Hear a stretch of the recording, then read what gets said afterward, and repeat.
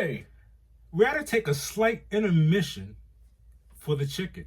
And when I say chicken, Elijah, look what's up. But no worries. My name's Platini. And my name's Plaid. And we are Two peas in a pod. We ain't skipping a beat though. Nah. We're back to it. We're back to it with what news? Hold on. Been working out too much. I feel you. What news? Marvel news. DC news. I'm gonna sprinkle in some Eagles news. Of course. A few updates. Hey, before we had started the show, we're having a little mini debate. Oh. The shirt, excuse my chest. You know what I mean? Who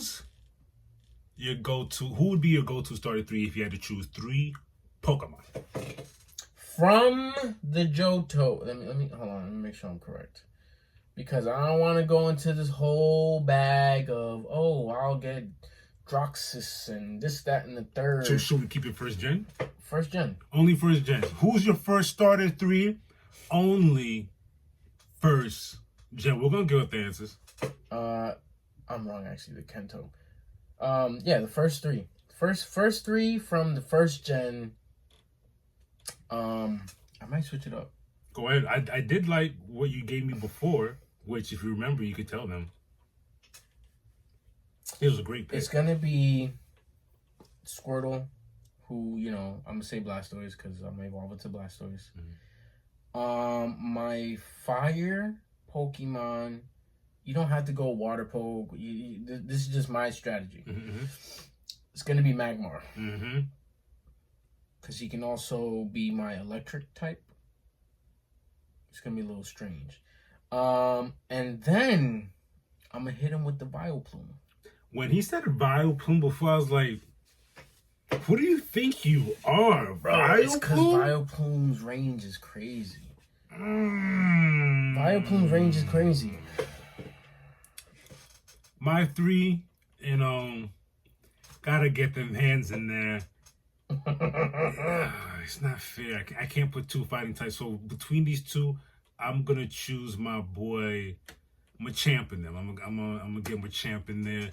I love me a good psychic Pokemon, so let's get Abracadabra up in there. So while I'm giving you the hands, I'm gonna hypnotize you for my third though. You know what?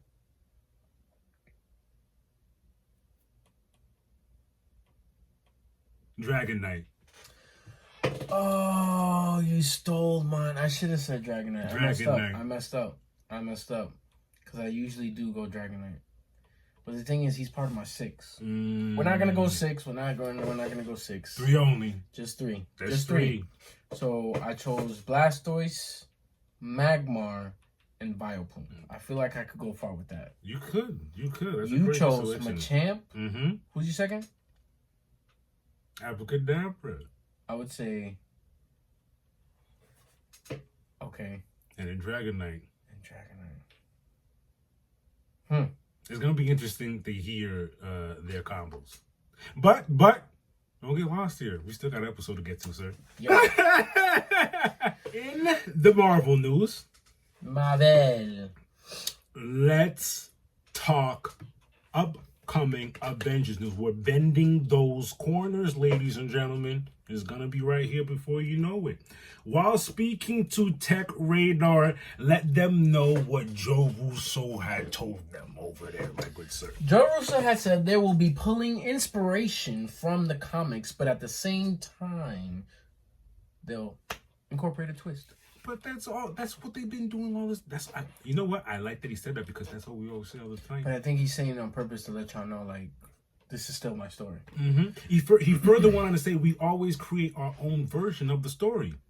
So, like, when you're making your own version of stories that have already been established, it gives you space to do what you want.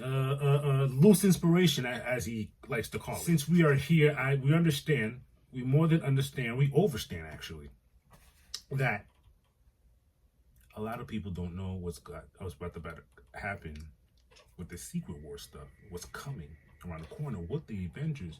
And my good Sir Plaque here is going to tell you a little bit about Secret Wars, the said story that he's going to put his spin on. The Beyonder creates a battle world for all of Earth's superheroes. Crazy.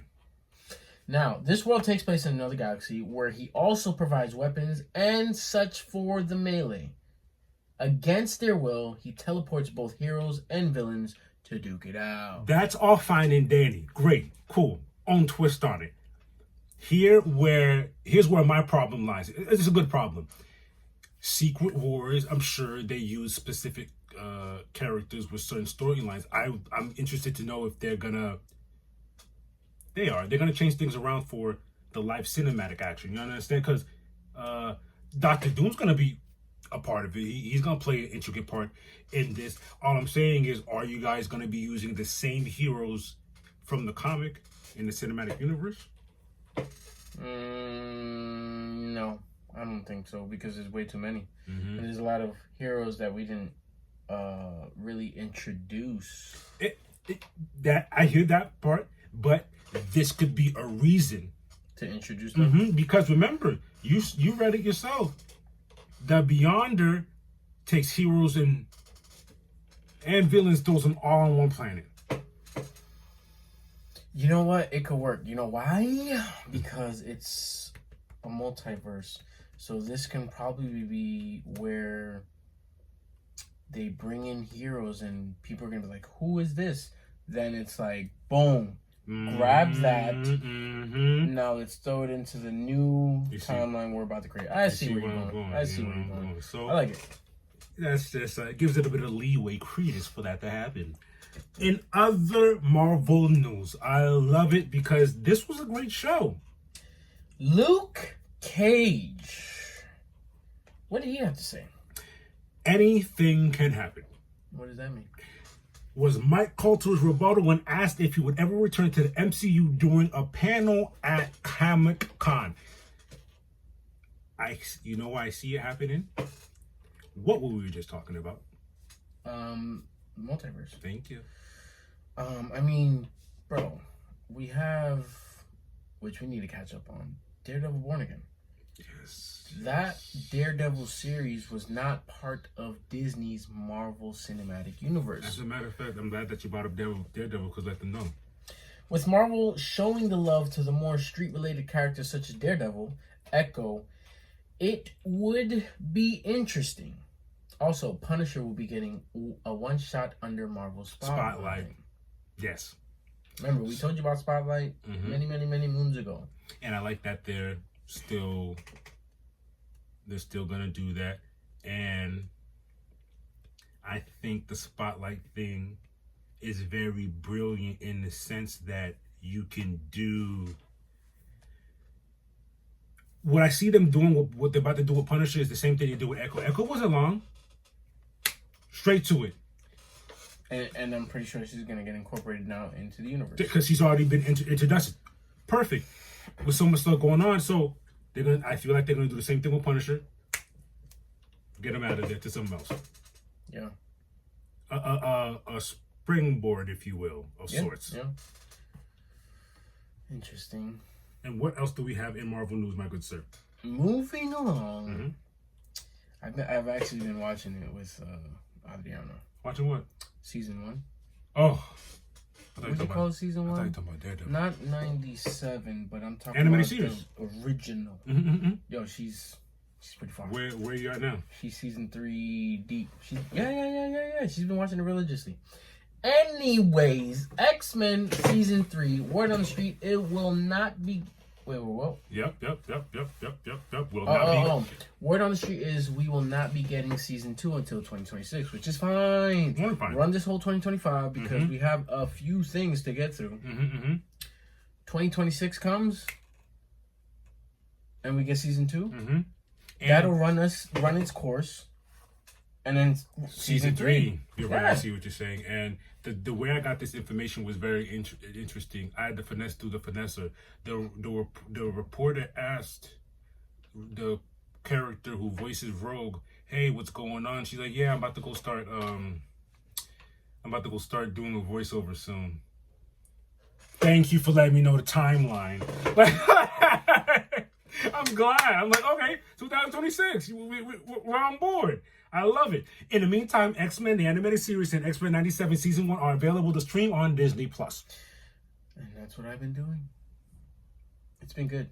That was a crazy delivery. You needed to hire me. All Mm. right, anyway. But I'm shocked. Season 3? Mhm. She knows too much. She knows a lot now. You know what she just seen? Apocalypse is here. Oh! Archangel's here. Ah! She saw his story. Yes. Yes, and he now is going against Apocalypse. Rogue tried to take his powers, and she almost turned into a... Because she started chanting blue. What do you call it? Yeah. Wow. Yep. Crazy. She's great. like... Wow. You know what she loves? Wolverine's little... you know how he's always saying something wild. His punchlines. His little weird punchlines, little quirky Canadian punchlines. His one-liners, his one... and the throuple between... Oh my God, she would use the word. She would say Wolverine and Cyclops. She just seen the Phoenix Saga. She finished the Phoenix Saga. She's going in. Yep. Phoenix went. Wow, that's a lot to be going through. I think there's 5 seasons, if I'm not mistaken. Yeah, there's five exactly. She's on 4. 3. She's on end of 3. She's about to be done because 5 wasn't that long. 5 is the shortest, but 3 and 4 are pretty long. 23 episodes. And I'm sure, and I remember I was telling her, remember, sometimes the show will stop.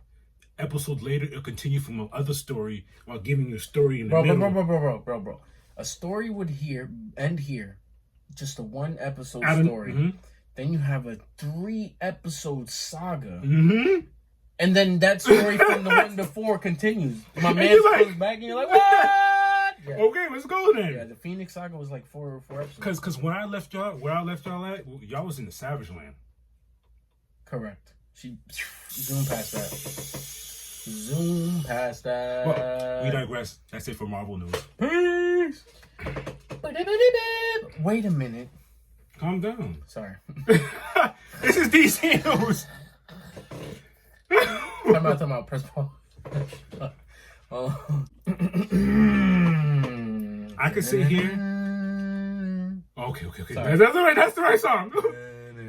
I'm not gonna waste my time and harp on how good this show is. It's good. That's it. Cause I always do that every intro. When I'm talking about Batman, the Cape Crusader. Anyways, DC news related. Not really news, but we're about to go into Batman, the Cape Crusader. The killer inside of me. Episode 9. We only have 1 more episode after this. We're about to finish. Why are you so pensive? Are you okay? I like that word, pensive. We left off. I like how you did the show. Where do we leave off? What's his name? Not the guy who did it. Thorn. Thorn sends his regards. Ugh. This show is dark. Ugh. It's giving us what we want more. Oh man, you know what? I want to feel like a villain today. You're stupid. Yeah, I like that. It's giving us, the show's giving us what we want and more and what we didn't expect. If that makes sense. I think I should do it again.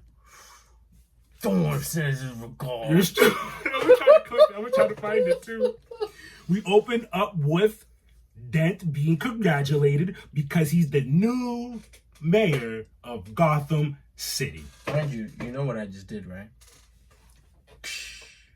Thorn sends his regards.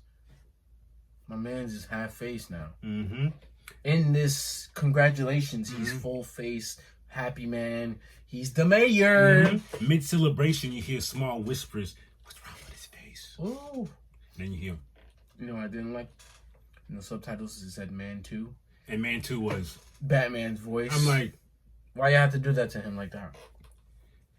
Then you hear whispers of monster, and the monsters get larger and bigger, and then this whole room starts calling them names. It's not okay. It's not okay.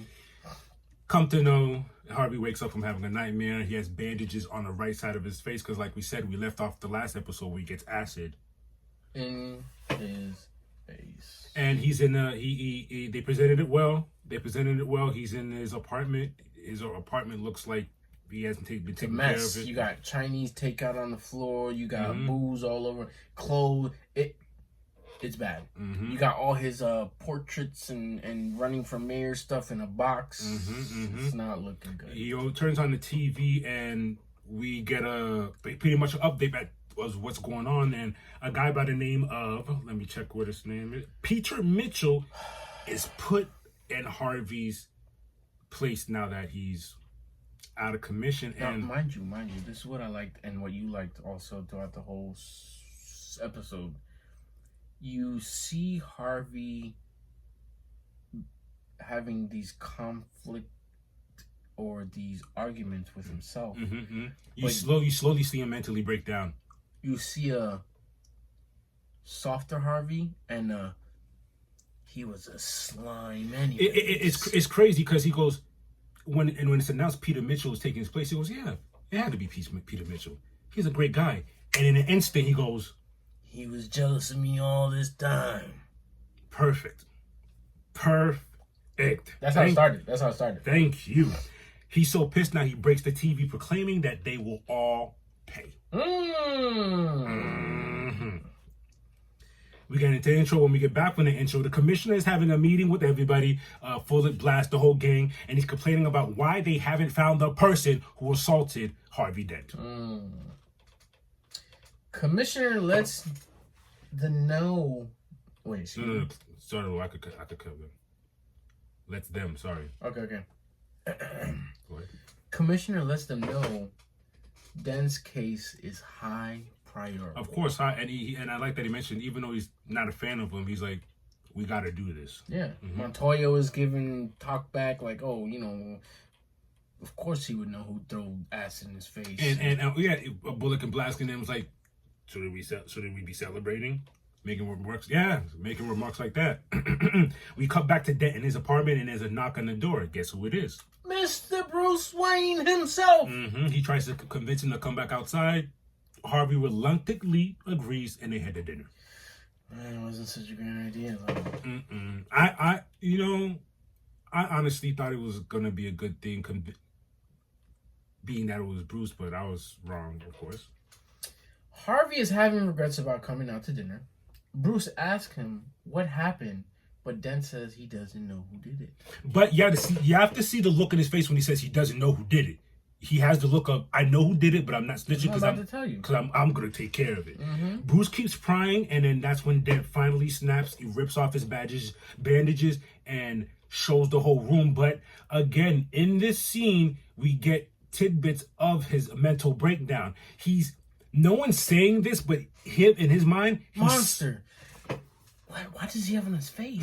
He Why swears does he look like that? He swears everyone is staring at them. When that's not even. Matter of fact, when you actually look at everyone's minding their own business. It's not even that.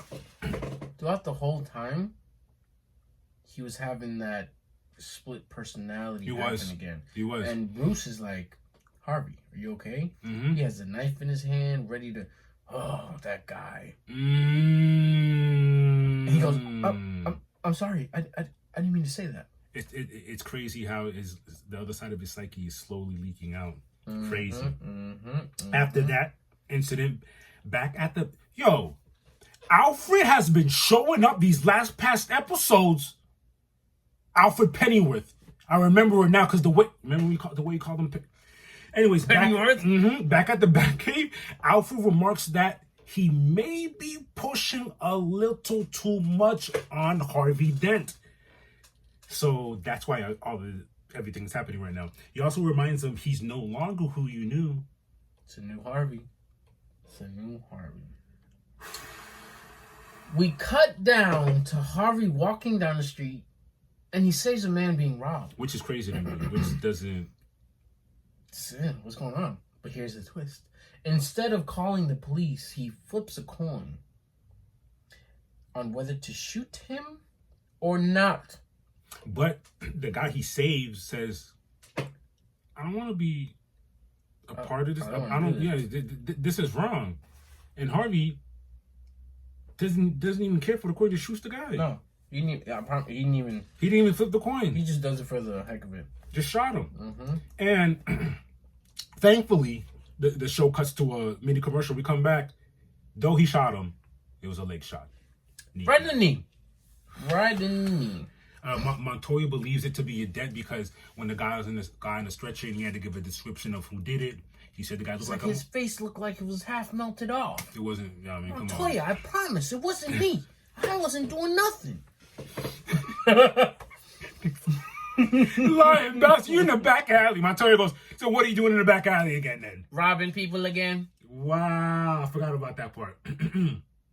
Though, okay, Montoya visits Dent's apartment, but he's not there. To no avail. Where is he headed, Black? The show gets spicy. He's not done. He's not done. He's actually just begun.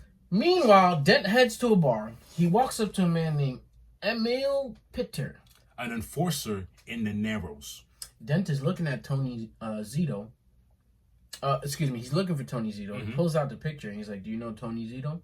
After a few words, Dent breaks his stool and uses leg of it to harm him. Now you got to vision this. After he breaks his stool, the guy falls to the floor. And the leg is sharp. So like he grabs it and like sticks it to his face. And the guy's like, I got you. And he gives up there. Then you got a bunch of scumbags in the back laughing at him. And then that's when what's his name? Pitter? Emil Pitter says a crazy remark. Freak. I think he called him a freak.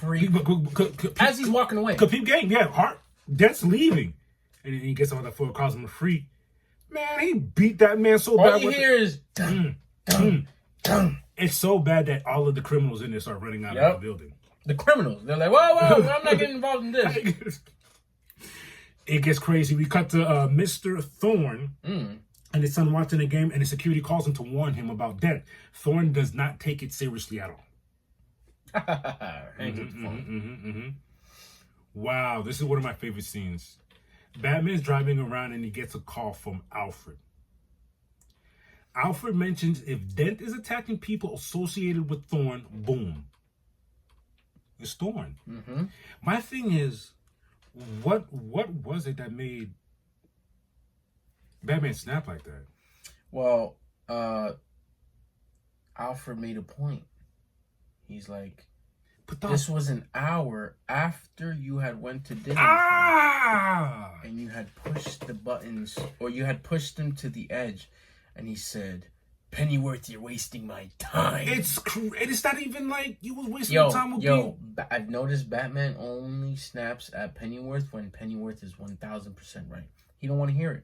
And I get it. I don't want to hear it either. That's crazy. But you gotta listen to your man. This isn't the first time episode. This isn't the first time episode. This happened in a couple episodes where Batman gets mad at Alfred for being 1,000% correct. Therapy. Whatever. You know, the therapy's been good for you. Maybe you should keep going. Alfred, it's not for you to say. Pennyworth, actually. Alfred Pennyworth. The way he said Pennyworth. He didn't even say Alfred. Pennyworth. He says Pennyworth. Batman, okay, so after that, Dent goes looking for Zito, but finds some woman in the apartment. She lets him know Thorne has him in a safe house with a couple of his buddies. Batman visits Emil in the hospital to ask what Dent wanted. He's putting the pieces together. We cut to Tony Zito playing cards with some fellas at the safe house. Dent starts a fire. Like outside of the door to where the smoke starts creeping under the door. The smoke makes them open the door, and then that's when Dent shoots the two men while keeping Zito alive. Well, you know what? He didn't really keep him alive. Zito thought he was hiding under the table. Joke's on you, sucker. Yeah. Yeah, right. Take Zito away.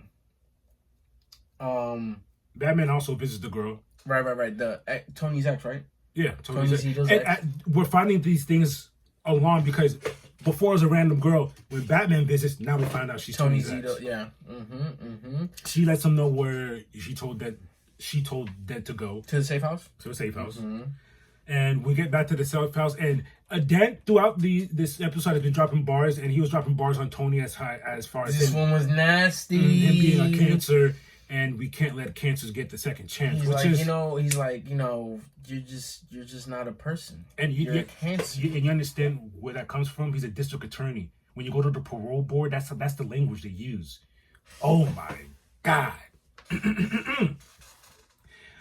Where we at? He doesn't give him a second chance. Mm-hmm. He pours the liquor on by his feet, and then he sets the place on fire. And he leaves. The crazy part is when he's in the car, he's like, I did it. I can't believe it. Because his psyche breaking down when he's escaping the car, half of him is like, I can't believe I did that. The other half is like, yeah. And he says we. Mm-hmm. That's how you know now. I mentioned to him there's maybe in the comics. Hello, Cool J. You're stupid. I mentioned maybe in the comics that got detailed. I haven't seen something as far as where they're being this detailed with the psychological breakdown, the slow psychological Yeah, breakdown. because like Two-Face. we've seen Two-Face before. We've seen It just starts. He's there already. He already has the whole moniker. 100%. Like he's already like, I would just want to kill everybody I've never seen him fight. himself. No, never seen that. That's crazy. As he's escaping, Batman tries to stop him, no avail. And keep in mind, this is the first concussion of the story. Batman got a concussion. They made a point to show that he got a concussion because you know how Batman does. Gets on top of the car and did all that. Falls off. He gets swerved off. Boom, boom, boom, boom. Tumbles really hard. Bangs and falls asleep on the floor. Pennyworth then goes, hey, man, I think you relax. You got a concussion. You got a concussion, my boy. Thorne gets a call. Thorne. Slimy. Thorne. If you know Thorne is a mafia boss, mob boss. What do you want to call it? He gets a call from Bullock. You remember who Bullock is? He's a detective. Bullock and Flash. He gets a call from Bullock saying that Dent killed Tony. Dent runs a car through the home of Thorne. With his son in the house. I like his villainry in the sense that I'm just doing it. Like, you don't believe I'm coming while I'm here. Man, by the time he's here, it's too late. It's because Thorne disrespected the whole thing. Bullock called him, and he goes, yeah, he wouldn't be crazy. I don't know why you guys so afraid. He's not crazy enough. And he goes, he killed your man's Tony and everybody who was in there. Click! Hung up on him. And it wasn't till a few seconds after that the car comes barreling through the door. Boom! Not only does the car come barreling, but this show doesn't care about showing you bodies. Come barreling through the door, you open the car door, a whole bunch of bodies fall out. Next thing you know, we get a he pays homage to the movie Belly by because he's on the second floor, he starts shooting the shotgun. Yo, more body. Wow, they doing a good job of showing who Harvey Dent. We don't even get a Two-Face here. There's no word of a Two-Face here. None of that. Not yet. These are all villains without names so far. Yeah. Quinzel she's not Harley Quinn yet. And I think it'll be a thing much later on where. Did we have Clayface in this? We did. Did they call him Clayface? No. I think they did. They did? What else would they call him? I don't think they called him Clayface yet. You're right. He was the actor guy. They don't have. You know what I got confused? I got confused with the Clayface from the movie. No. What? Cartoon. Creature Commandos. Yes. You're right. Yes. He doesn't have a name yet. You're right. Right before shooting, Thorne and his son, Batman, with his own timing, comes crashing through the roof. After a short scuffle, Thorne and his son escape. Dent has a mental breakdown right in front of Batman. They escape! They escape! And then in a split second, he goes, I'm glad you stopped me. Please. Like he went from crazy to regular civilian. And this was Batman, Bruce's first instance of actually seeing that. And it's like, Alfred was 1,000% right before. Now he's 2,000% right before. Like you see the evidence right in front of you, bro. It's crazy. And this show's also good at just ending the show out of nowhere, and you're like, what the hell? Mm-hmm. Heart. Not really cliffhangers, but like solid, like oh damn. Like I don't know what to call it because I've never been really abrupt endings. It's abrupt endings. Because while we cut to a scene of Harvey Dent locked up, police officer walks through his cell, says your lawyer's here, yeah. Which is crazy to me. What lawyer? Who is it, Plaque? Barbara. And the show ends like just like that. We only have one more episode left. It's about to be crazy. And this looks like, without this being a two-parter, it looks like it's a two-parter because it doesn't say that this is part one or anything, but the next episode... but it, like, how are we going to end this? You got a lawyer who's not your lawyer, Barbara, of all people, who doesn't like defending these kind of people. You know what I'm saying? Well, nah. She's coming to defend Harvey. Yeah. Not. Yeah. What? All I know is next episode, I think they're going to delve deeper into him losing his mind. And then we're going to get more coin, more of that. All in all, I'm really liking this series. Love it. I have no complaints. It's definitely going to get a season 2. And, for sure, it has to. And we mentioned this before. We watched My Bitches of Superman. Great show. It is so bright and sunshiny compared to Cape Crusader. And that is not even a knock on it because My Adventures is great. It's awesome from beginning to end. And the way that Cape Crusader goes, it's so dark and detective-y, and so the other way is great in its own way too. But it's exactly the story of both characters. Yeah. One's the knight in shining armor, and the other one's just the knight in the dark. It's crazy. It's at night. I do the things where no one sees in the shadows. I don't want to be front page. I don't. No. Let me just keep lurking in my cave. I'll take care of the scums of the street, clean it up, and Superman, you. And one commonality they have, the one thing they have common is bringing justice. Yeah. That's crazy, man. But yeah, it's about to end. Trust me. Once you start, you won't be able to stop. And on that note, that's it for DC News Batman Cape Crusader. Hey! Hey, ladies and gentlemen. I hope your team is doing well this offseason, signings, tradings, all that good stuff. It doesn't matter!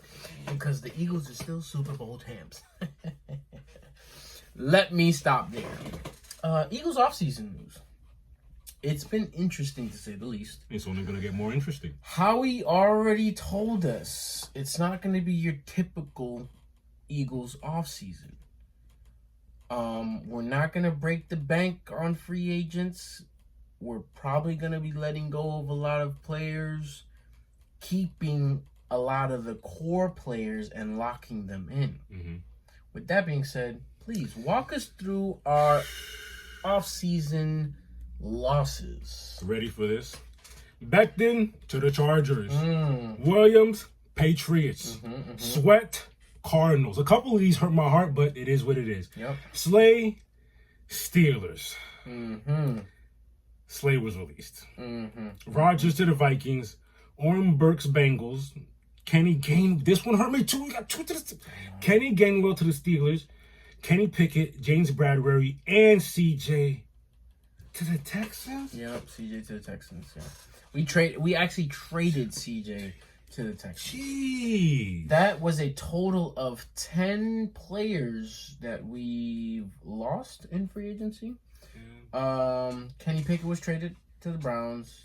CJ Garner-Johnson was traded to the Texans. James Bradbury was released. I see what you mean by we kept a lot of our core players. Yeah, because these are good players. Don't get me wrong. Mekhi Becton, he's pivotal, but we still have a strong core offensive line. That was only one guard. Mind you, the right guard position is the only position that we've been rotating for many years now. But we still have the Jordan Mailata, the Landon Dickerson. Okay. The Cam Jurgens, who was a right guard, but now is a center because Kels left. Lane Johnson. The right guard position has always been one that we have a rotating door for, which is fine. But since we lost those players, we also acquired some players. Aziz Ajulari from the Giants. He's an outside linebacker, edge rusher. Kylan Grayson from the Colts. From the Colts, tight end. Avery Williams from the Falcons, punt returner specialist. Patrick Johnson. We drafted Patrick Johnson. He left to the Giants, and now he's returning. Now we got 2 Giants. I like the Patrick Johnson acquisition because I want to see what Vic Fangio does with him.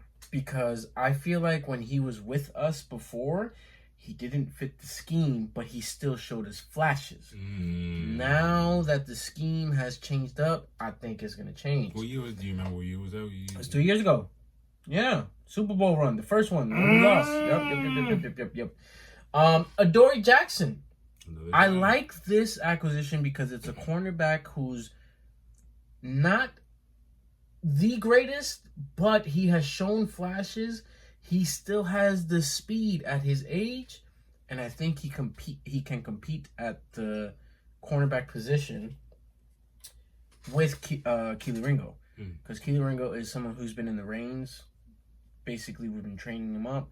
He was a rookie 2 years ago. Now he's a 2-year pro, going on 3 years. So for me, it's a camp battle that Kelee has to win. If not, Adoree Jackson wins it, and we have a good cornerback on that side. Gotcha. Joshua Uche. I like this. All right. With the Chiefs, he wasn't that great. When he was with the Patriots, he locked in 11.5 sacks that season. Mm-hmm. That's another player I think can revamp his career under this defense. I believe so too. A.J. Dillon from the Packers. We have the Quad Squad, another 600-pound squatter. I like that.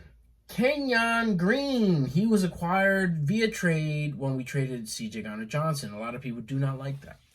And you know what it is? I get it. When we lost C.J. Gardner-Johnson that year, it was really doo-doo. We got him back. We win the Super Bowl. Listen, I think C.J. Gardner-Johnson has a lot of personality. He brings that rah-rah. Is he an elite player? To me, he is not. This year, he played really well. Not amazing, not spectacular. Our defense as a whole played great. And a lot of times, the touchdowns that were given up were because of him. Again, I am not hating on CJ. I wish he would have stayed. But it's just one of those where we have big-time players coming up, young players, that we have to pay. So a lot of these players that we lost, the Bectons, the Milton Williams got paid big money.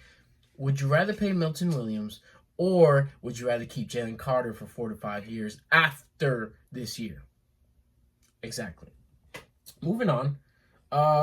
We also acquired Dorian Thompson-Robinson, quarterback, via the Kenny Pickett trade. So we basically traded backup quarterbacks, but I think Kenny Pickett will have a chance to be a starter for the Browns. Meanwhile, Dorian Thompson-Robinson can be a solid 2, maybe 3 in our roster. Obviously, Jalen Hurts is 1. Resign.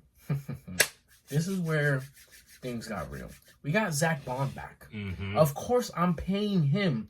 The man who almost won Defensive Player of the Year, had a spectacular season, the best season he's ever had in the NFL. Wild out in the Super Bowl. Wild out the whole year, wild out in the playoffs, and wild out in the Super Bowl. I couldn't ask for anything else. We also got Vance Marin. Then we extended Saquon. Had to. And Lane Johnson's annual contract extension to clear up some cap space because Howie is in the kitchen cooking. And of course, Hurts, AJ, Smitty, and Barkley are all signed to contracts through 2029. Did you just hear that? You know what's going on. One more time? Who? Hurts, AJ, Smitty, and Barkley. 2029. What year are we in? 5? So 4 players 4 more years. For 4 more years. 4 for 4 deal? 4 for 4 deal, baby. I like it. Now, to close the curtains to a marvelous, marvelous career.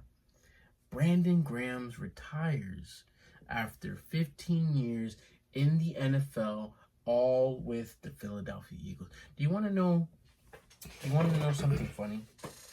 When Howie gained the reins as general manager, do you know who his first draft pick was? Take a wild guess. His first draft pick. Brandon Graham was the first round draft pick.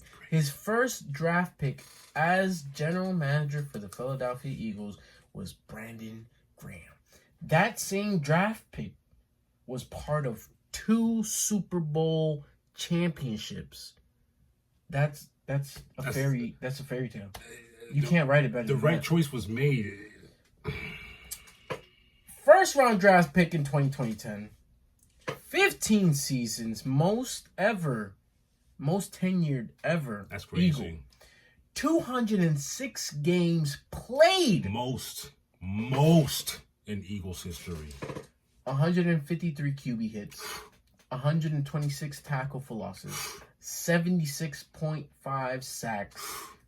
2 Super Bowl rings. I don't know, man. Definitely. I don't know if he's first ballot Hall of Fame, but he's definitely going to the Hall of Fame. Yeah.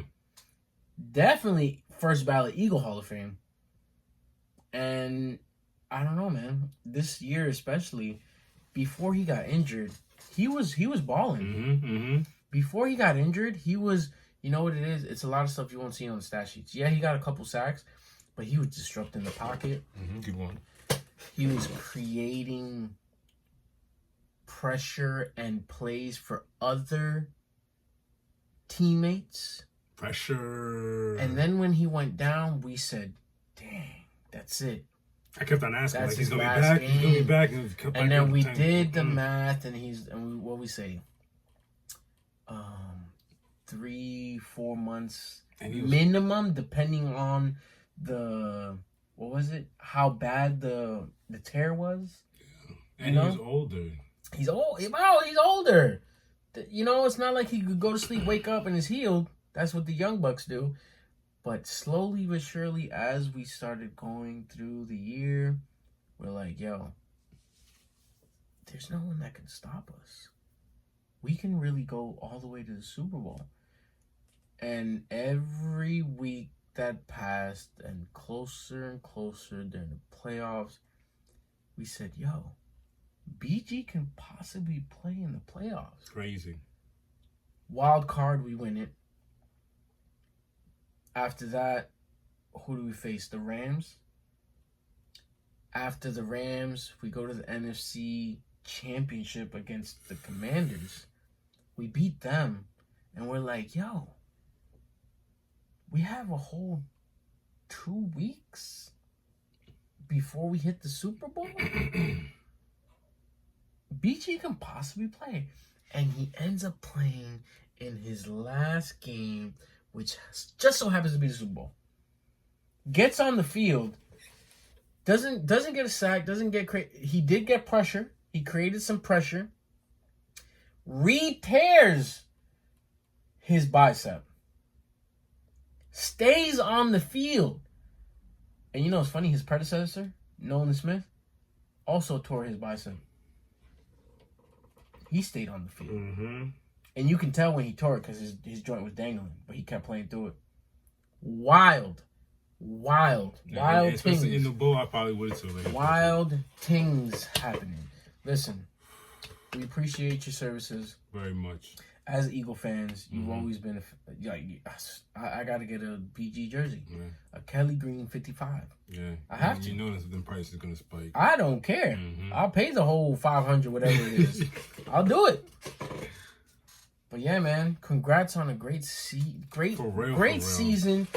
career, and you're a 2-time Super Bowl champion. I love that for you, my boy. And I think that's all the Eagle news we have. Yes, sir. That's it for now. I'm sure we have a bunch of things that's going to be rumbling. I'm sure we'll be back next week. Yeah, about to say. Yeah, but maybe not next week because, maybe during the draft, we'll see what we got going on. But things will be getting a little stirred up. But I like what's happening because last year we signed Zach Bond and we overlooked it because we were like, who is this guy? He was a special teams guy. He barely started. He never really had crazy stats, and the man had a crazy season. He showed out. I'm sure Vic Fangio, out of the people that we picked up, he said, "Let me pluck this guy. Mm-hmm. I'm gonna work on him personally, and I'm gonna make sure he's another Zach Bond." A great acquisition. But yeah, till next time, y'all. Peace. Fly, Eagles, fly.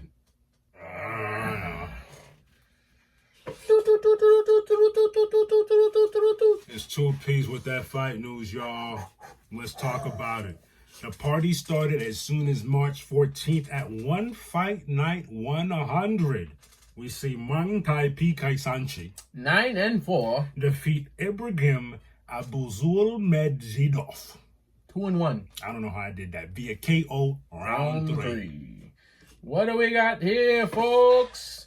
Yo, it's you know.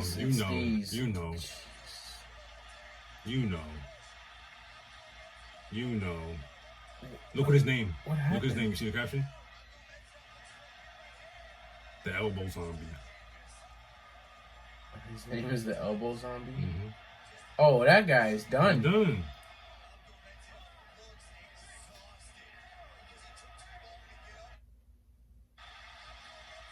The Elbow Zombie. The legendary yeah, that is overwhelming. On that same day in MMA, Tough Enough 142 took place in Las Vegas, where we see Diego Brando 30-22 defeat Jamie Siage 12-3 via KO round 1 to become the new tough featherweight champion. All right.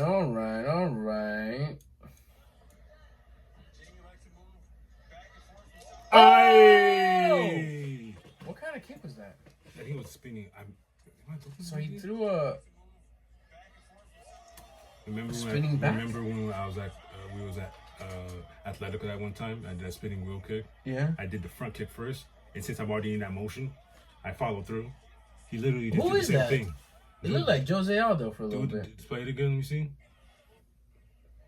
He went. He That went was here. his back See, leg. Deem. Since he's already And there. then Deem. That's what I'm telling you. That's the same thing I did on bet. He already there. Wow. Spinning heel kick. Spinning heel kick. And since he's already there, that twerk was loaded. On that same day, Cage Fury FC 140 took place in Philly, where you see Yaroslav Amosov 28-1 defeat Curtis Melinder 21-11 via submission round 1. What we talking about? Submission, eh? Oh, that's nuggets. That's nice. Oh, yeah, I don't even see the other guy. Oh my goodness! He's gone. Easy work for Yaroslav. Mm-hmm. Sinking in a beautiful anaconda choke against Curtis Melinder. Now 28-1. The win was academic. Guessing the next time we see him is in the UFC. That says a lot because we're looking at a still picture and the guy is engulfed in the like a snake. What did you say? Anaconda. Jeez. An anaconda choke. Mm-hmm. Yeah, I don't. You know when the anaconda wraps his prey, all you see is totally like the legs. Disappear. You'll see the picture. You'll never see the head. You can't tell what body part is where. Jesus Louises. On that same day, Cage Warriors 184 took place in UK. We see Anthony Orozco remains undefeated with a 6-0 record. Defeat Andre Agosto 17-9 via unanimous decision. That was a welterweight bout. What are we talking about? Anthony Cruz wins overseas in his first ever main event at CW 184 Unplugged. Nice. A clean sweep on the scorecard. Congratulations, Anthony. I like his hat. Look at his hat. Oh, that's Orozco, of course. Of course. That's his uncle's hat. He is the uncle. March 15th, we had a UFC fight night where we see Roman Dolidze 15-3. defeat Martin Vettori 19-8. via unanimous decision. That was a middleweight bout. Middleweight bout. Roman Dolidze moves up 3 positions in the middleweight rankings from 12 to 9 following his win in UFC Vegas. Good job, sir. Good job. Cage Warriors 185 took place in UK. You guys just let that fly over your head. On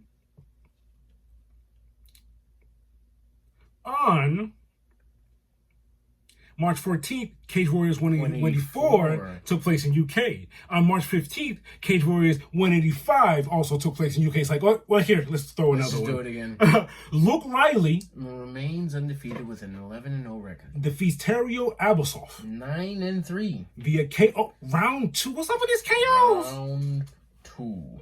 Fight.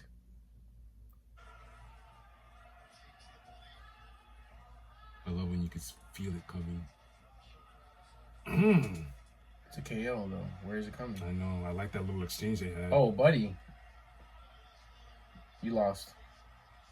He saw your weakness. The fact he went for the takedown, you know how it goes. It's not even that.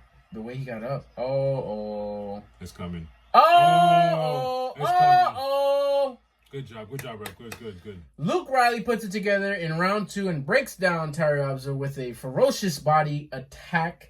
Knees and punches for the TKO. Riley now 11-0. Another person there clamoring to go to the UFC. What's UFC waiting for? 11-0 is impressive. Yeah. But here's what's crazy. We're in 2025. We've had this conversation before.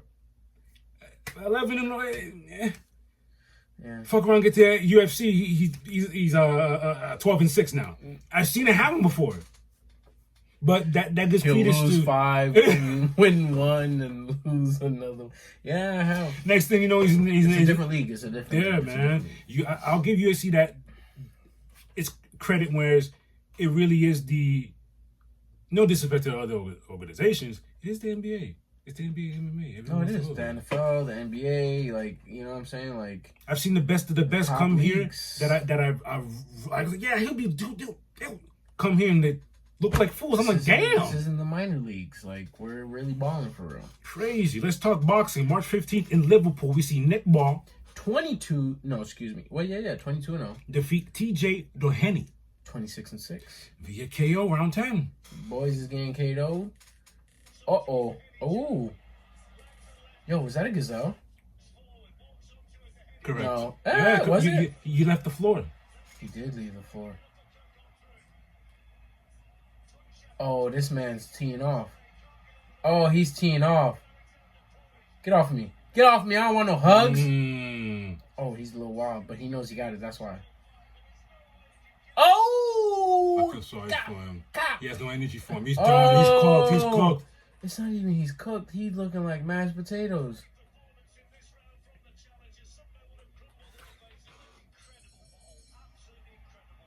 Where's the number? Oh, it happened around 10. I don't know where on that was. That was round 10. It is? Oh, they threw in the towel. After 10 relentless rounds from Nick Ball, the corner of TJ Doheny has seen enough. You're right, because it was originally 12 rounds. So when he went back to the corner, he probably threw the towel. Like, brother, like, oh, and if you see the guy's face right here, oh my god, he's not even like, I don't think he threw back at all. He looked like this. No, he didn't. He was trying to hug the whole time. Good on his coaches stopping that fight. I would have stopped it at round 8. What's funny is I watched the fight. I don't know if you've seen these videos floating down the timeline. Mayweather putting a punishment on Arturo Gatti. Yes. And he's like, I like that when I don't like that Arturo. Rest in peace, Gatti. I don't like that he lost. I'm not saying that. I like that when he went back to his corner, his coach. I love when coaches love their fighters. He called the fight off because he saw his fighter's face was puffed out. He's not responding to Mayweather, and he was kissing him on his head and rubbing his head, and that told me everything I needed to know. Yeah, I could have let you go out there. Why am I gonna know? A lot of these people do this because they have something else going on. But when you have a corner like that, it's like, bro, you're like either family, let's a go son home, to Papa. me, Papa, a nephew let's go to home. me. That's it. That's it, Papa. We've done everything we could. That's it. And I know, and another thing, don't forget, I know you. I see what you. I don't see you coming out of this. Like, I believe in you, but this one, not this one. Mm-hmm. That's a sign of a great coach, y'all. March 16th at NY. Let's talk Kalen Walsh. Stays undefeated with a 13-0 record. Defeat Dean Sutherland. 19-2. Via KO round one. Like, what? This is boxing, folks. Yeah, I would say KO round 1. I'm crazy in boxing. The jab ate him. The jab opened him up. You saw that, right? Beep. Southpaw. Beep, beep, beep. He stepped beep, into the beep, jab. beep, beep, beep. Oh, He's done. Oh, no. His legs. Am I tripping? It's 2 southpaws? Yep, it is. Oh, he's done. And you're right, it was 2 southpaws. Yeah. He was done from the jab. Right here. Done. That one. Beginning of the end. Oh, jeez Louise. Look at the stagger. He staggered. I like how Walsh kept He this just simple. keeps jabbing him up. He jabs him up and throws a bunch of hooks to...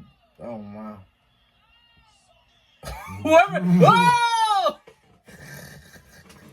King Callum Walsh. Oh, I love how it's just St. Patrick's Day. Oh, Good job, Walsh. great job. That was mean. That's it for Fight News. Let's talk about what's Upcoming. Bruh. 184, 185. right? We're staying in UK. March 21st in MMA, Cage Warriors 186. 186. We ain't going nowhere. Harry Hardwick 12-3 versus Javier Garcia 12-5 for Hardwick's featherweight title. Cage Warriors. You know What what's are you doing? It was just St. Patrick's Day. They said, let's get the rumbling. Let's get the... You know? One Friday Fights 101 takes place on that same day. We're in Bangkok with it, where we see Nakrov Fairtex 9-2. versus Prangloang Banramba 7-3. flyweight. After years of calling each other out, they were originally set to fight in 2024, but it didn't go through. I tell you what. I don't even know who this guy is, but I'm always team Fairtex. All right, yeah. Now we reported on Nakrov Fairtex. They have a strong... I'm glad that you brought that up, because their last name is not their last name. That's the name of their camp. Organization camp team, fam. March 22nd, LFA 204 taking place in Connecticut, where we see Hugo Cunha 8-2 versus Denzel Freeman 5-1 for Cunha's LFA heavyweight title. Oh, let's talk about it. This guy's been missing for a long time, and if he wins this, he could very well be next up to fight for the title. UFC Fight Night takes place in English on that same day. We see Leon Edwards 22-4 versus Sean Brady 17-1 welterweight bout. I'm sure they're both from England. I have no problem. Yeah. Sean Brady. I have no quarrels with Leon Edwards. I think he needs to pipe down just a bit. Because I hear what you're trying to say. Oh, the belt doesn't look good on Bilal. He doesn't look good as a champion. Brother, he dumped you on the head. Show respect to the champion. Sorry, mate. Show respect to the champion, brother. He talked mess about you, but the difference is he came through and mopped you and proved it. Stay humble, my boy, because you talk like this and you get the title again and he mops you again. What next? I don't know. I don't even want to hear that. And last time I checked, Bilal's undefeated. I don't even like Bilal. Bilal's undefeated. I don't even like Bilal. Him people be talking out there. We're like, bro, the man beat you. Not just beat you, he dumped you on your head. March 23rd, 172 taking place in Saitama. We have a kickboxing bout between Takeru Sagawa, who is 1-1 under this league. Oh, okay. If I'm not mistaken, his real record is 73 and like 2-1 losses. Hold on. Ratang? Is our dog? Squarehead? Oh. 16-2. 16-2 is crazy under a 1. Look at that. I just told you Takeru was 1-1, but outside of that, he's like 73. Watang is 16-2 on the 1. I'm willing to bet his actual record is in the 200s. Yeah, hundreds. Easily. Hundreds. Oh, that's a flyweight bout. Let's talk boxing. March 21st, we are in Philly with the BKFC. Dustin Pog. 3-2. Versus... Let's forget I'm in football mode. I saw that. Yeah, say, 32. Sorry. Anyways. He heard the Philly and snatch. That's crazy. Wow. That's what I correlated Philly football. I just said Philly and snap. This guy, it's winter plague. He hears a cold word and snaps into football. This is crazy. Dustin Page. 3-2. Thank you. Versus Andrew Core. Undefeated 3-0. That is a welterweight bout. I'm dead. March 22nd in Las Vegas, we see Sebastian Fundora 21-1 versus Chardell Booker 23-1 for Fundora's WBC and WBO junior lightweight titles. Yes, sir. I'm cheering for Fundora. Just keep your stuff. Yeah. Nobody's undefeated. But bro, look at. Yeah, really close. 21-1, man. 23-1. This is a good match. It's a good matchup. It's a good matchup. And same day, we're in Sydney with the George Cambosos Jr. 21-3 versus Jake Wiley. 16-1. That is a super lightweight bout. If you don't know what that is 140 pounds. 140 pounds. On this same day, we have my man's is back. Sir. He likes this dirty boxing, huh? Dirty Boxing 1 in Miami. Wait, when is this? Oh, same day. March 22nd. And remember, some might be asking, hey, we already had a dirty boxing event where it was here. But that was a private event. This is their first public event. No one could get there. You had to get privately invited. So, this counts as Dirty Boxing 1 taking place in Miami. Sorry, I'm checking out tickets. Yeah, I just saw you betting bright. I gotta look more. I gotta see what's going on. Oh! 75? It's a small place. Do you need an ID? I'm sure you do, but they're not gonna. You'll be alright. But we digress. Dirty Boxing 1 taking place in Miami, where we see Yoel Morel. 16-7 in MMA and 1-0 in Dirty Boxing. Versus Rice Hilton. 10-8 in MMA. 0-0 under this organization. Dirty Boxing presents a hybrid rule set under which fighters compete in 3-minute rounds using 4-ounce gloves inside a ring. Mainly a striking contest. Ground and pound is allowed in the striker. If the striker is standing on both feet. A few more things allowed. Elbows. It's predominantly.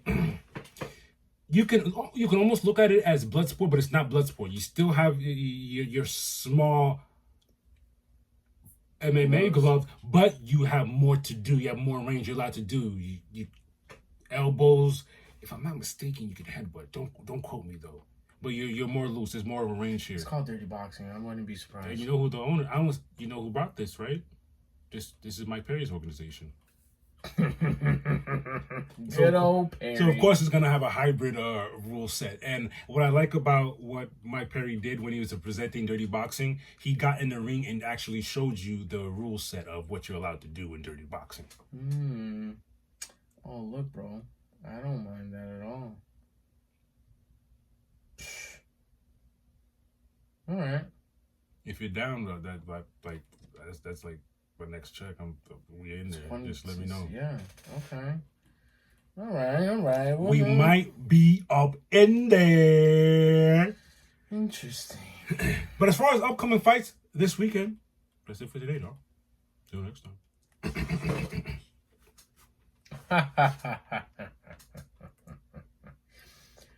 Why don't you tell the folks out there listening and tuning in what episode this is? This is episode Ciento, Diez. Woo-wee! Yeah! 110 of them things back in the building. We are in the double digits of the triples. Does that make sense? The double digits of the triples. Yep. Makes sense. Okay. Makes total sense. Cool. Yeah.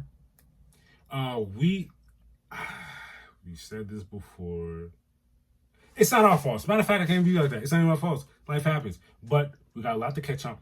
You know, I'm glad Batman's back to be over.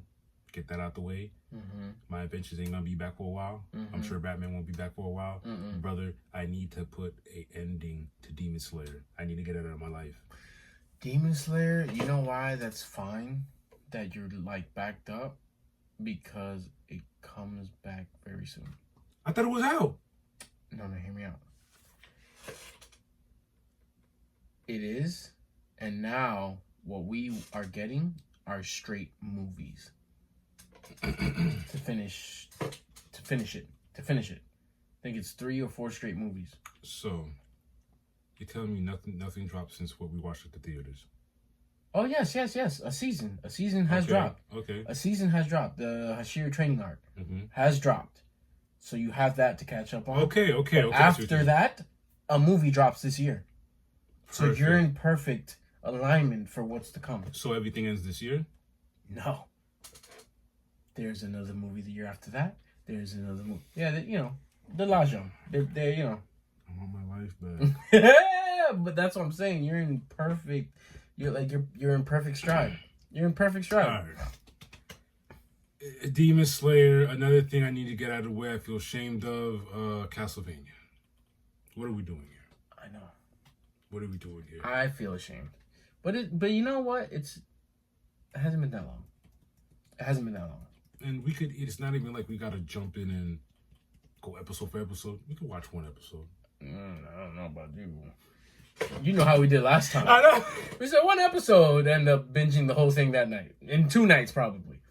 Like, literally. I'm not gonna lie. Come on now. What was it? I just like the lore, man. Yeah, the lore is so good. The lore is thick. It's juicy. Yeah, man. You can't watch Castlevania Nocturne this one episode and call it. You can't watch that.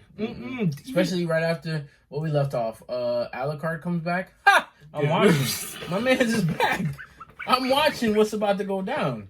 That's true. And he looks seasoned. Mm-hmm. He don't look like a young Alucard anymore. Everything was good about it down to the damn vampire's fashion. I'm supposed to be not rooting for you. Here am I admiring your garments. Crazy. You talking about the serpent buddy? The serpent. Oh, serpent buddy, the queen, her little minions. Like she was attending the ball. Thank you. Every time she transformed, it was some. She went from red to gold to with the chariot. When she first pulled up in the chariot, I was in awe. I'm like, well, you're a villain. Why am I in awe? Literally and figuratively, because she was cool. What else? There's a lot, boy. If I go down the list, we you're gonna blow your mind. We have What If. We do got What If. We might. I'm not sure if we'll ever go back to Terminator. I still Go Loser. I was about to say Go Loser Ranger. Yeah. There's one more that I'll never bring up. I think we're done. What? I never heard from her again. Who? And it'll be super hard. I'm not gonna lie to you. It's gonna be super hard to get back into these 2 shows. What? I know. Say it. I gotta give you the suspense. Moon Girl, Devil Dinosaur. Oh, we didn't watch season 2. We started and we just stopped. We didn't stop. Yeah. And here's another one. I was about to say. I almost forgot. What's this other one? I just forgot. We watched it. Never mind. Well, yeah. Long story short. Daredevil Born Again. We're on track though. No, we are, because that just came out. Yeah, we're on super track. That literally, the season's not even done. Like, did we on like episode 5 or something. Did we do that on purpose, or did we just because many times we'll just happen to be watching something and it so happens to fall in line with something that's coming. So when we were watching Daredevil, were we just watching just because? I think we were watching it just because. Just to catch her up. And she liked it. She stopped that Punisher because she doesn't like war stuff and blah, blah, blah, blah, blah. I remember, because it wasn't like she didn't like the Punisher. It was the storyline that they chose to do. Because it was like flashback to war, and she gets, like she gets lost in that. Like, it doesn't attract her. I get it. Some people don't get attracted to that. But yeah, I told her to just finish Daredevil. So she has to finish Daredevil. By the time she finishes, we'll get on together. Wait. Mind you. You said finish Daredevil? She finished Daredevil? No, because I made her do it the way Daredevil, Punisher, Daredevil, Punisher. I did it in the actual order it came out. My question is does that will that Punisher still matter? Yes. Those stories still matter too. Correct. Okay, just making sure. It's still aligning. All right. Yeah. You know what else is finished? What? I heard real good stuff of it. I'm sure you saw stuff of it. Dragon Ball Daima. Oh yeah, you know what it is? At first I was like, because like why they 100%. again? As I kept, but a lot of people are saying it's really good. I keep running into stuff. I'm like, what is this? What? And then I have younger cousins at my house, and he keeps telling me, he's like, bro, it's good. And my main thing is, you can lose the story for me when you're telling stories of progression. When you're telling me stories of that this took place a certain timeline, and if you can make it make sense to me, okay, you got me. And I think that's what Dragon Ball Daima did, because it takes place before the tournament, after Buu Saga. Yeah. So in the middle right there. Mm-hmm. Mm-hmm. Which is that it's alone, keeping things relevant. Like those old storylines relevant. And then it's also buying us time for Super to continue. That's true. Because do we have another tournament on our hands? Correct. We do? I think, call me crazy, and I'm a diehard Dragon Ball Z fan. Vegeta's my savior. It's time to wrap things up, Papa. Yeah. It's time to wrap things up. I'm not gonna lie, like I'll watch it just because, but like, I'm over it. Yeah. Toriyama's gone. Yeah. Stop trying to milk the cash cow. Yeah. Don't do this. If you love Dragon Ball Z and you have appreciation for fans, don't do that. Manga it up all you want. Yeah. It's a. How much more can you do this? How many more hair colors does he have? On a side note, I think Chainsaw comes back this year. I believe so. Yeah. You know what? It's a lot. It's a lot. Does One Punch Man exist? They said it's on the way. On its way. On its way. They said where? that. I don't know, bro. I know not the TV. On its way where? I don't know. I've lost interest. I'm glad that I'm on Shangri-La Frontier. I'm on Solo Leveling. You triggered me. You triggered me. I remember what I forgot earlier. Invincible. Invincible took so long that you lost my interest. Oh, brother, I haven't even watched. I didn't. You know what I did watch? That one small series with the girl. Yes, we watched that, right? Yeah, you watched it. It was great. And guess what? People were saying that was really good, and then after that, and then it kind of picked up. Yeah. Now, right now, it's picked up. And that's what's making me mad, because remember they did that long ass break. Yeah. And I'm like, God dang, and I got trying to get back into the groove. And don't get me wrong, from what I'm seeing in passing, it looks like good stuff. It looks crazy.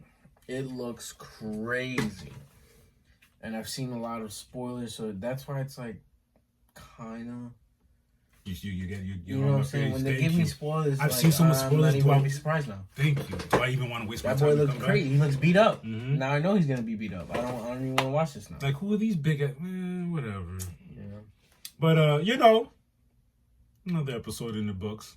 We're back in the building. We have we're gonna chip and sip next week. Want to chip it up next week? Chip and sip. We got a very obscure chip that we're gonna try, and I'm gonna try to pair it with something very. Please find something, because it's. I'm pretty sure we're gonna have to wash down whatever the heck we eat. Find something good, because that flavor might be crazy. I know it's gonna be crazy. Knowing you're probably gonna take one bite and be like, nope. I'll probably like it, maybe. Hey, who knows? Big maybe. Let's manifest it. It's gonna be delicious. It's gonna be great.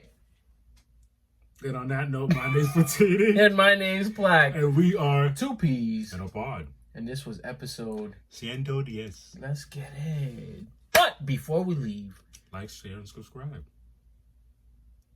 Only if you're feeling the vibe. Ooh. You like how I did that? Till next time, y'all. Holla.